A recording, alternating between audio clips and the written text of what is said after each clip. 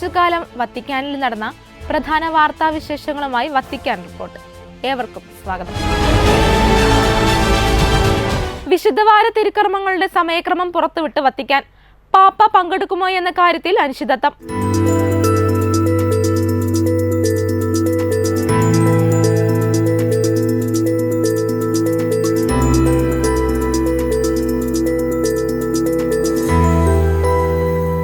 Bilateral pneumonia ബാധിച്ച് 38 ദിവസം ആശുപത്രിയിൽ കഴിഞ്ഞതിനു ശേഷം ഞായറാഴ്ചയാണ് പാപ്പയെ ഡിസ്ചാർജ് ചെയ്തത്.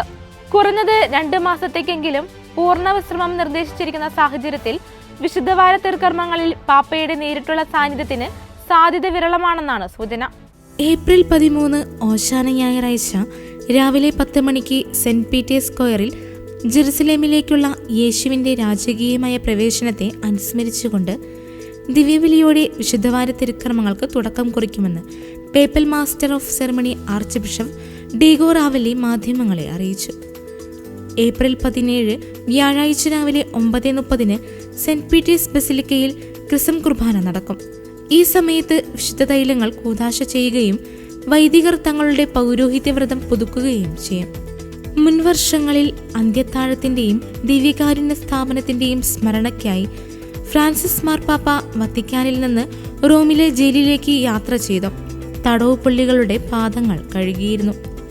ഇത്തവണ കടുത്ത ആരോഗ്യ പ്രശ്നങ്ങൾ നിലനിൽക്കുന്നതിനാൽ ഫ്രാൻസിസ് പാപ്പ കാൽക്കഴുകൽ ശുശ്രൂഷ നടത്തുമോ എന്ന കാര്യത്തിൽ അനിശ്ചിതത്വമുണ്ട്. എങ്കിലും വത്തിക്കാൻ ഇക്കാര്യം സ്ഥിരീകരിച്ചിട്ടില്ല. ദുഃഖവെള്ളിയാഴ്ച വൈകുന്നേരം 5 മണിക്ക് സെന്റ് പീറ്റേഴ്സ് ബസിലിക്കയിൽ കർത്താവിന്റെ പീഡാനുഭവ ദിനം അനുസ്മരിച്ച് തിരുക്കർമ്മങ്ങൾ നടക്കും. ഏപ്രിൽ 19 ദുഃഖശനിയാഴ്ച സെന്റ് പീറ്റേഴ്സ് ബസിലിക്കയിൽ തന്നെ ഈസ്റ്റർ ജാഗരണ പ്രാർത്ഥനയും നടത്തപ്പെടും. ഏപ്രിൽ 20 ഈസ്റ്റർ ഞായറാഴ്ച രാവിലെ 10:30 സെന്റ് പീറ്റേഴ്സ് സ്ക്വയറിൽ ദിവ്യബലിയോടെ കർത്താവിന്റെ ഉയർപ്പ് തിരുനാൾ കൊണ്ടാടും. തിരുക്കർമ്മങ്ങളിൽ നേരിട്ട് പങ്കാളിത്തമുണ്ടാകാൻ സാധ്യത കുറവാണെങ്കിലും ഈസ്റ്റർ ഞായറാഴ്ച പൂർണ്ണ ദണ്ഡവിമോചനമുള്ള ഉർബിയേത് ഉർബി ആശീർവാദം പാപ്പ നൽകുമെന്നാണ് കരുതപ്പെടുന്നത്. അതേസമയം 1 മാസത്തിലധികം ആശുപത്രിയിൽ കഴിഞ്ഞ ഫ്രാൻസിസ് പാപ്പയ്ക്ക് വത്തിക്കാനിലെത്തിയ ശേഷവും ചികിത്സകൾ തുടരുകയാണെന്ന് വത്തിക്കാൻ പ്രസ് ഓഫീസ് അറിയിച്ചു. വത്തിക്കാനിലെ സാന്താ മാർത്തയിൽ ചികിത്സയും ഫിസിയോതെറാപ്പിയും നൽകി വരുന്നുണ്ടെന്നും കഴിഞ്ഞ ദിവസവും പാപ്പ ഇവിടെയുള്ള ഒരു ചാപ്പലിൽ അർപ്പിക്കപ്പെട്ട വിശുദ്ധ കുർബാനയിൽ സഹകാർമ്മികനായെന്നും വത്തിക്കാൻ പ്രസ് ഓഫീസ് അറിയിച്ചു. നിലവിൽ പുറത്തുനിന്നുള്ള ആർക്കും സന്ദർശനം അനുവദിക്കുന്നില്ല. അടുത്ത ആഴ്ചകളിലെ പാപ്പായുടെ പരിപാടികൾ സംബന്ധിച്ച് തീരുമാനങ്ങൾ ആയിട്ടില്ലെന്നും വത്തിക്കാൻ വ്യക്തമാക്കി.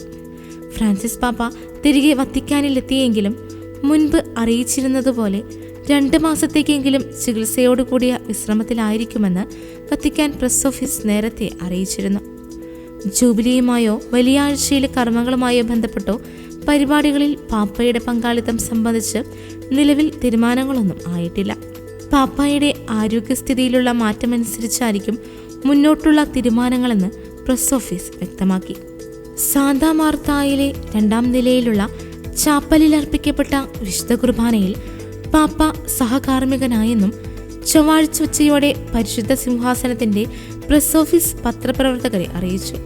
മരുന്നുകൾക്കും ഫിസിയോതെറാപ്പിക്കും പുറമെ ആശുപത്രിയിലെ അവസാന ദിവസങ്ങളിൽ നൽകിയിരുന്നതുപോലെ പാപ്പയ്ക്ക് ഈ ദിവസങ്ങളിൽ സാന്താ മാർത്തയിൽ വച്ചും ഓക്സിജൻ നൽകുന്നുണ്ടെന്നും എന്നാൽ നേരത്തെ നൽകിയതിനേക്കാൾ കുറഞ്ഞ അളവിൽ മാത്രമാണ് ഇപ്പോൾ ഇത് നൽകുന്നതെന്നും പ്രസ് ഓഫീസ് അറിയിച്ചിട്ടുണ്ട്.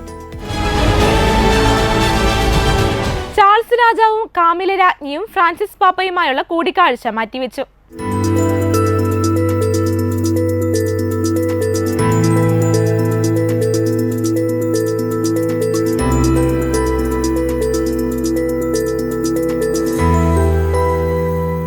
ജൂബിലി ആഘോഷിക്കാൻ ഏപ്രിൽ ആദ്യം വത്തിക്കാൻ സന്ദർശിക്കാൻ ബ്രിട്ടീഷ് രാജാവും രാജ്ഞിയും പദ്ധതിയിട്ടിരുന്നു. എന്നാൽ ഫ്രാൻസിസ് മാർപ്പാപ്പയുടെ ആരോഗ്യസ്ഥിതി പ്രതിസന്ധി നേരിടുന്ന പശ്ചാത്തലത്തിൽ സന്ദർശനം മാറ്റിവെച്ചതായി ബ്രിട്ടീഷ് രാജകുടുംബം പ്രഖ്യാപിക്കുകയായിരുന്നു. നേരത്തെ പരിശുദ്ധ പിതാവുമായുള്ള കൂടിക്കാഴ്ച ഏപ്രിൽ 8 നടത്താനായിരുന്നു നിശ്ചയിച്ചിരുന്നത്. ഫ്രാൻസിസ് മാർപ്പാപ്പയ്ക്ക് ദീർഘനേരം വിശ്രമവും സുഖവും ലഭിക്കണമെന്ന ഡോക്ടർമാരുടെ നിർദ്ദേശം നിലനിൽക്കുന്നതിനാൽ രാജാവിൻ്റെയും രാജ്ഞിയുടെയും പരിശുദ്ധ സിംഹാസനത്തിലേക്കുള്ള സന്ദർശനം പരസ്പര സമ്മതത്തോടെ മാറ്റിവെച്ചിരിക്കുകയാണെന്നും ഫ്രാൻസിസ് പാപ്പയുടെ രോഗശാന്തിക്കായി ആശംസകൾ അറിയിക്കുന്നതായും ബക്കിംഗ്ഹാം കൊട്ടാരത്തിൽ നിന്നുള്ള പ്രസ്താവനയിൽ പറയുന്നു.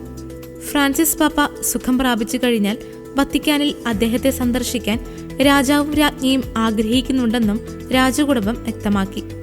2025 ജൂബിലി വർഷത്തിന്റെ ആഘോഷത്തിൽ രാജാവും രാജ്ഞിയും ഫ്രാൻസിസ് മാർപ്പാപ്പയോടൊപ്പം പങ്കുചേരുമെന്ന് ബ്രിട്ടീഷ് രാജകുടുംബം നേരത്തെ വ്യക്തമാക്കിയിരുന്നു.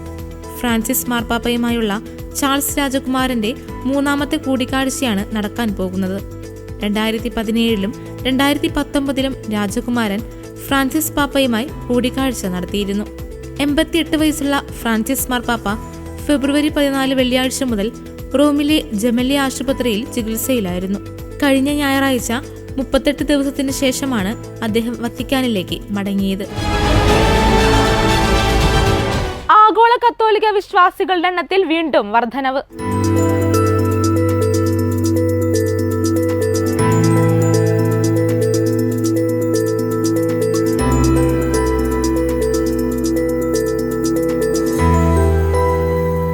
വത്തിക്കാൻ പുറത്തുവിട്ട 2025 പൊന്തിഫിക്കൽ വാർഷിക പ്രസിദ്ധീകരണത്തിലാണ് ഇത്തരമൊരു വെളിപ്പെടുത്തൽ ഉള്ളത്. 2022-2023 കണക്കുകൾ പ്രകാരം കത്തോലിക്ക വിശ്വാസികളുടെ എണ്ണം 139 കോടിയിൽ നിന്ന് 140 കോടിയായി ഉയർന്നതായി വത്തിക്കാൻ അറിയിച്ചു.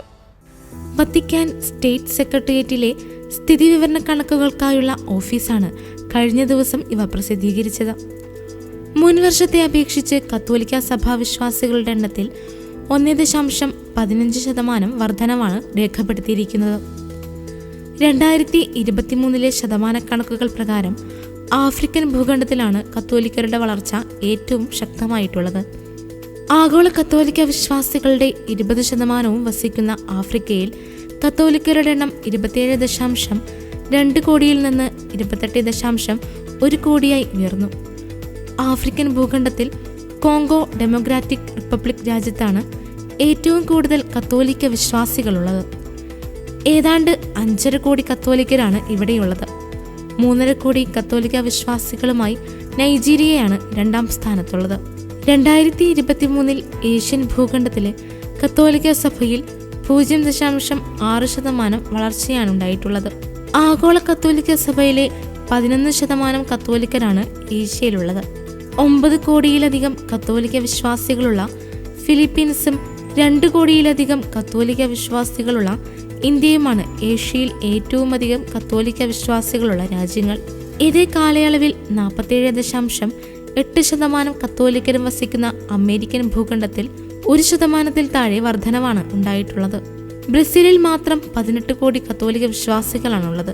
അമേരിക്കൻ ഭൂഖണ്ഡത്തിലുള്ള 47.8% കത്തോലിക്കരിൽ 27.4% പേരും തെക്കേ അമേരിക്കയിലും 13% മധ്യ അമേരിക്കയിലും 6.6% വടക്കേ അമേരിക്കയിലുമാണുള്ളത്.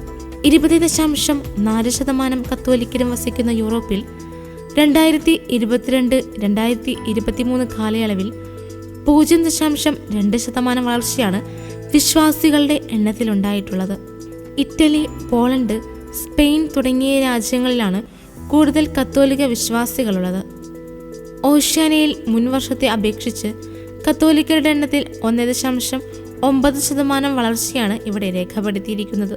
2023 കത്തോലിക്ക സന്യാസിനികളുടെ എണ്ണം 5,89,423 ആയിരുന്നുവെന്നും വത്തിക്കാൻ പുറത്തുവിട്ട കണക്കുകൾ വ്യക്തമാക്കുന്നു. സമരിയക്കാരിയെ പോലെ നമ്മുടെ ജീവിതഭാരം ദൈവത്തെ ഭരമേൽപ്പിക്കുകയെന്ന് മാർപ്പാപ്പ.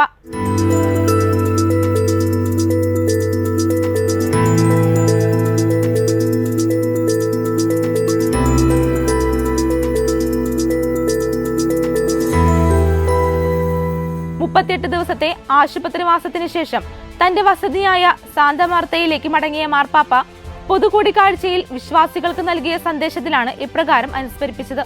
നമ്മുടെ ചരിത്രം ഭാരമേറിയതും സങ്കീർണവും ഒരുപക്ഷെ തകർന്നടിഞ്ഞതുമായി തോന്നിയാലും അത് ദൈവത്തിന് സമർപ്പിച്ച് നമ്മുടെ യാത്ര പുനരാരംഭിക്കാനുള്ള സാധ്യത നമുക്കുണ്ട്. ദൈവം കരുണയുള്ളവനാണ്. അവിടുന്ന് എപ്പോഴും നമ്മെ കാത്തിരിക്കുന്നു എന്ന് പങ്കുവച്ചുകൊണ്ട് സമരിയക്കാരി സ്ത്രീയുമായുള്ള യേശുവിൻ്റെ കൂടിക്കാഴ്ചയെക്കുറിച്ചുള്ള സുവിശേഷ ഭാഗം മാർപ്പാപ്പ വിശദീകരിച്ചു.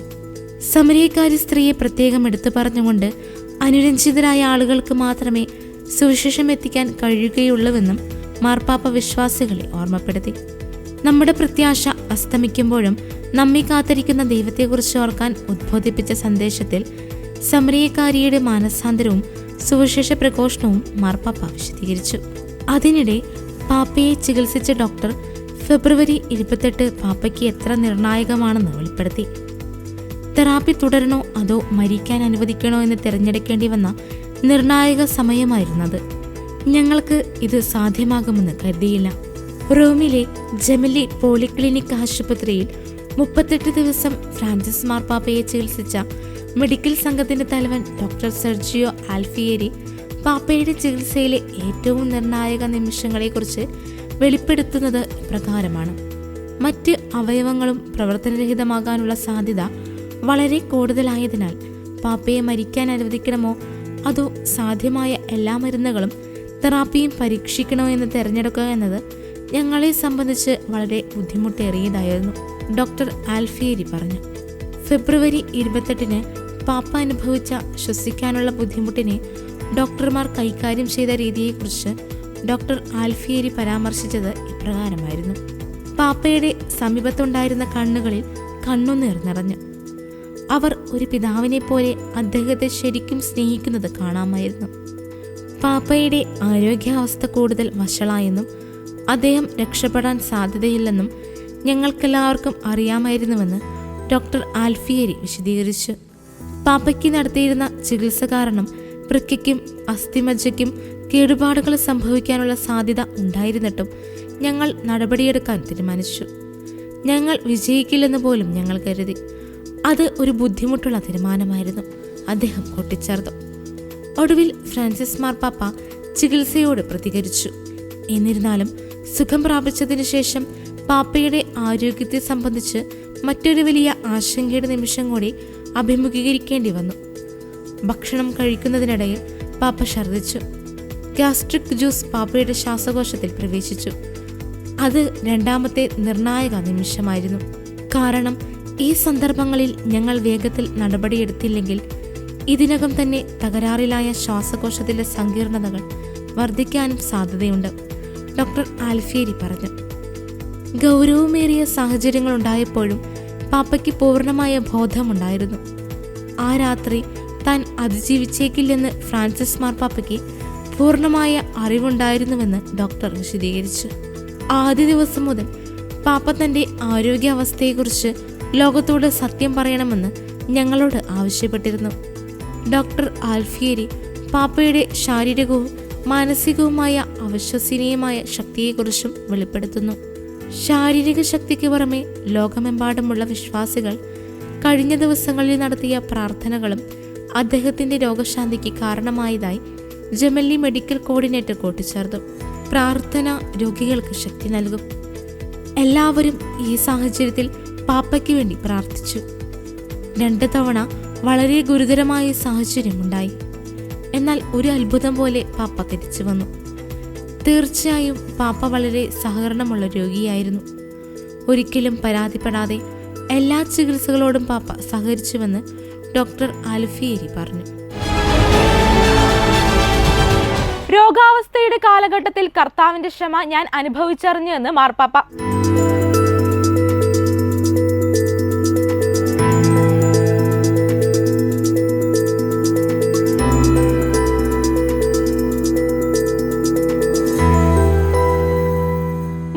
ദിവസത്തെ ആശുപത്രിവാസത്തിന് ശേഷം വത്തിക്കാനിലേക്ക് മടങ്ങുന്നതിന് മുൻപായി പൊതുസദസ്സിനൊപ്പമുള്ള ത്രികാല ജപ പ്രാർത്ഥനയ്ക്കായി തയ്യാറാക്കിയ സന്ദേശത്തിലാണ് മാർപ്പാപ്പ ഇപ്രകാരം പങ്കുവച്ചത്. സുഖം പ്രാപിക്കാനായുള്ള നീണ്ട കാലഘട്ടത്തിൽ ഡോക്ടർമാരുടെയും ആരോഗ്യ പ്രവർത്തകരുടെയും നിരന്തരമായ പരിചരണത്തിലും രോഗികളുടെ കുടുംബങ്ങളുടെ പരിചരണത്തിലും പ്രതിഫലിക്കുന്ന കർത്താവിൻ്റെ ക്ഷമ ഞാൻ അനുഭവിച്ചറിഞ്ഞുവെന്ന് മാർപ്പാപ്പ വ്യക്തമാക്കി. മാർച്ച് 23 വത്തിക്കാനിലെ മാർപ്പാപ്പയുടെ വസതിയായ സാന്താമാർത്തയിലേക്ക് പോകുമെങ്കിലും 2 മാസത്തെ പൂർണ്ണ വിശ്രമമാണ് ഡോക്ടർമാർ നിർദ്ദേശിച്ചിട്ടുള്ളത്. ഇസ്രായേൽ ബോംബാക്രമണം പുനരാരംഭിച്ചതിലുള്ള ദുഃഖവും മാർപ്പാപ്പ തന്റെ സന്ദേശത്തിൽ രേഖപ്പെടുത്തി. പരിശുദ്ധ കന്യകാമറിയത്തിന്റെ സംരക്ഷണം പ്രാർത്ഥിച്ചുകൊണ്ടാണ് അദ്ദേഹം തന്റെ സന്ദേശം അവസാനിപ്പിച്ചത്. ഇതോടെ ഈ ആഴ്ചയിലെ വത്തിക്കാൻ റിപ്പോർട്ട് പൂർണ്ണമാകുന്നു. അടുത്ത ആഴ്ച വീണ്ടും കാണാം. നന്ദി.